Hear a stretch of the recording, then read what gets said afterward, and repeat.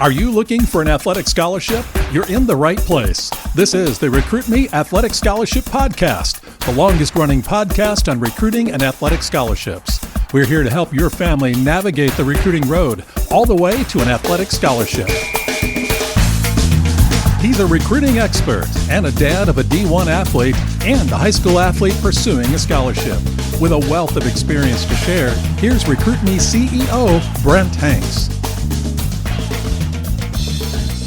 Welcome to episode 267 of the Athletic Scholarship Podcast.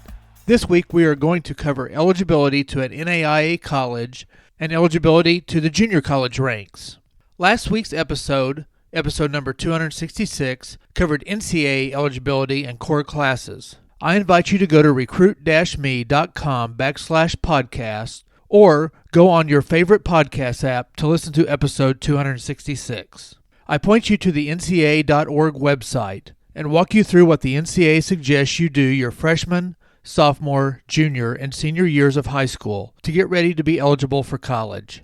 If you are not eligible academically, then you are not recruitable.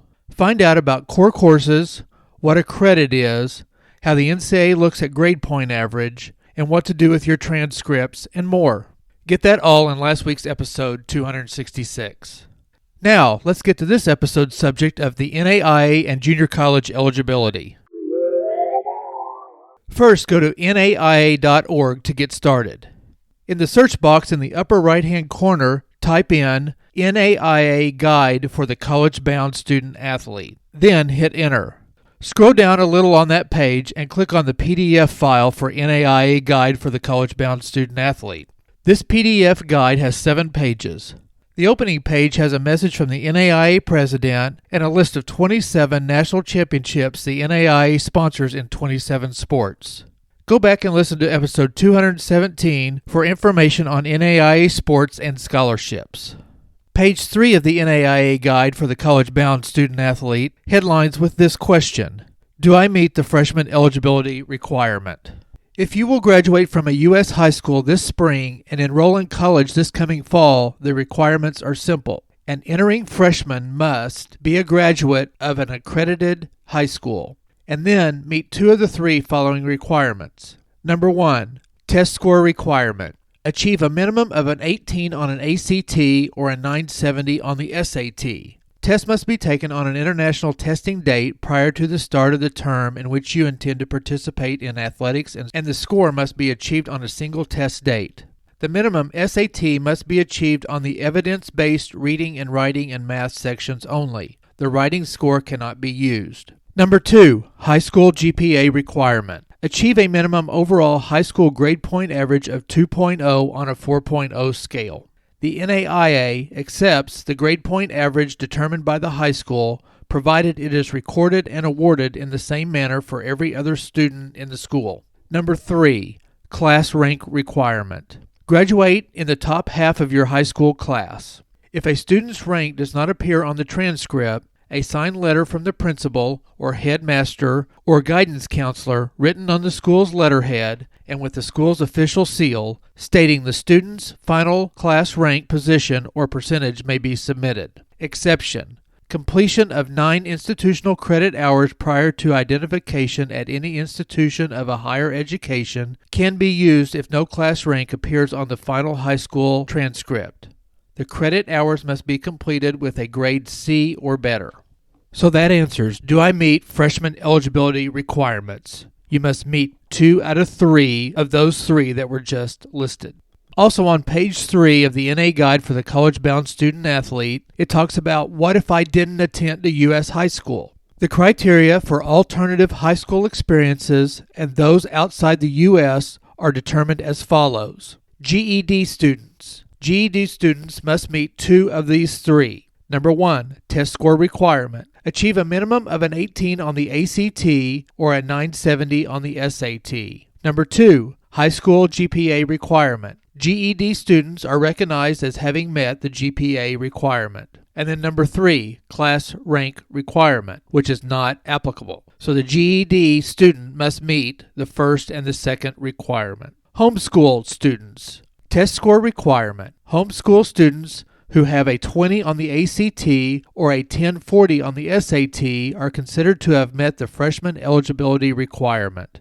If a homeschool student completes a homeschooling program conducted in accordance with the laws of the student's state of residency but does not meet the test score requirement, a homeschool waiver may be requested from the NAIA Homeschool Committee. They can also become eligible without a test score by completing 9 institutional credit hours with a C or better prior to identification at any institution of higher learning. Coursework must be accepted as institutional credit on the certifying NAIA transcript and be shown as earned prior to the term in which the student wishes to compete. International students must meet 2 of the 3: graduates of high schools outside the United States or one of the U.S. territories.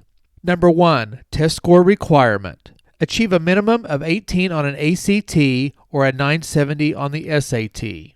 Requirement 2, high school GPA requirement. Achieve a minimum overall high school grade point average of 2.0 on a 4.0 scale. And number 3 for international students, class rank requirement. Graduate in the top half of your high school class. International students must provide their academic records in both the language of issue as well as word-for-word English translation. For detailed information about the process for international students, please see the NAIA Guide for the International Student Athlete. Eligibility Exceptions. In light of the disruption COVID-19 has already created, as well as the unpredictability of both athletics and academics in 2020 and 2021, a number of eligibility exceptions have been approved. These are one-time exceptions warranted by the current health crisis and are not permanent changes to NAIA eligibility rules. At the direction of the Council of Presidents, the National Eligibility Committee has worked with the Council of Faculty Athletics Representatives, the Competitive Experience Committee, and the COP Executive Committee to approve these exceptions. Incoming freshman eligibility exceptions for 2020-2021 and 2021-2022 academic years. A student that does not have a satisfactory ACT or SAT test score can satisfy freshman eligibility standards and become eligible by having at least a 2.0 final high school GPA. A student will receive eligible determination from the Eligibility Center. However, any student using this exception will be required to earn at least a 2.0 cumulative collegiate GPA after the student's second semester, third quarter term of attendance, in order to maintain eligibility and compete in that following season. This additional collegiate GPA requirement is required as part of the student's ability to gain eligibility immediately by use of solely a high school GPA and is in addition to any applicable continuing eligibility rules that would normally apply. Institutions will be required to verify satisfaction of collegiate GPA requirement within the ECP software. All 2020 and 2021 and 2021-2022 entering freshmen can still be eligible by satisfying 2 out of the 3 eligibility components as normal. Any freshman gaining eligibility by satisfying the 2 traditional 2 out of 3 requirements per NAIA Bylaws Article 5, Section C, Item 2 will not be required to meet the collegiate 2.0 GPA prior to the next season of competition. Homeschool exceptions. Beginning November 18, 2020 and through the duration of the 2021-2022 academic year, homeschool students who complete a homeschooling program in accordance to state laws will be eligible if they pass 9 or more institutional credit hours, per the institution providing the courses, with a grade C or better. These credits may be earned at any higher education institution prior to identification of the student's first term of attendance. This exemption is a supplementary way for home students to gain eligibility, in addition to the 2 standard options which continue to be available. That is, achieve an elevated ACT/SAT score or a waiver from the NAIA Homeschool Committee. Continuing with information on the NAIA Guide for the College-Bound Student Athlete, there is a page that talks about the NAIA Eligibility Center. The NAIA Eligibility Center is at playnaia.org, and it determines the eligibility of all first-time NAIA student athletes. Students must receive an eligible decision by the NAIA Eligibility Center prior to competing for the first time in NAIA, and all NAIA schools are bound to the center's decision. Every student interested in playing sports in NAIA colleges for the first time needs to register online with the NAIA Eligibility Center and receive an eligible determination. This applies to high school seniors and transfers from 2- and 4-year colleges. What information will you need to provide? Well, you'll create a personal profile with the basic facts about your academic history and sports you've participated in to date. You'll need your current contact information, previous residence and addresses, high schools attended, and history of your sports participation during and after high school graduation. When you register for the ACT or SAT, include the NAIA Eligibility Center number 9876 on the list of places test scores should be sent. Ask your high school counselors to send the final official transcript that verifies high school graduation, class rank, and cumulative grade point average to the Eligibility Center through the NAIA High School portal. Go back and listen to episode 257 for more on the NCAA and NAIA Eligibility Center. What are the costs of the Eligibility Center? Registration costs for students are as follows. Canada, $90. International, $150. U.S. and Canadian freshmen, $135. This is a one-time, non-refundable registration fee and includes all services for the student type. Additional fees may be assessed if your student type changes.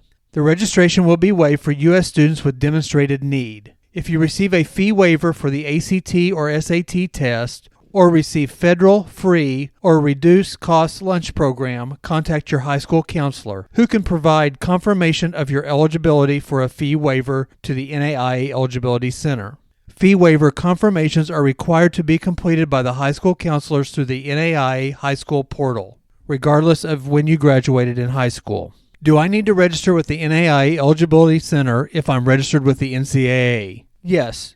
Determining if you meet eligibility requirements for NAIA eligibility is separate from the NCAA eligibility certification. The NAIA and NCAA are two separate associations with two different sets of rules and certification processes. Early decisions for high school seniors. Students who have completed their junior year of high school and have at least a 3.0 GPA on a 4.0 scale and the minimum test score required may obtain an eligibility determination before graduating from high school. Your GPA can be 2.5 on a 4.0 scale midway through your senior year. Those students will need to request their official transcripts after their junior year to be sent to the NAIA Eligibility Center and contact ACT or SAT to have their test scores sent directly. The NAIA Guide for the College-Bound Student Athlete also gives you information about what are transfer student eligibility requirements, what are residency rules if transferring from a 4-year school, and what are residency rules if transferring from a 2-year school. So click on the NAIA Guide for the College-Bound Student Athlete below in the show notes for more information.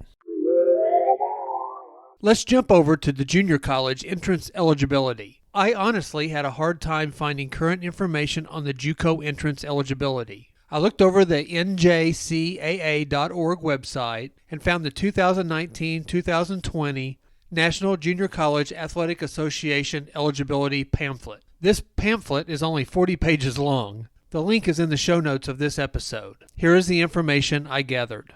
Entrance eligibility.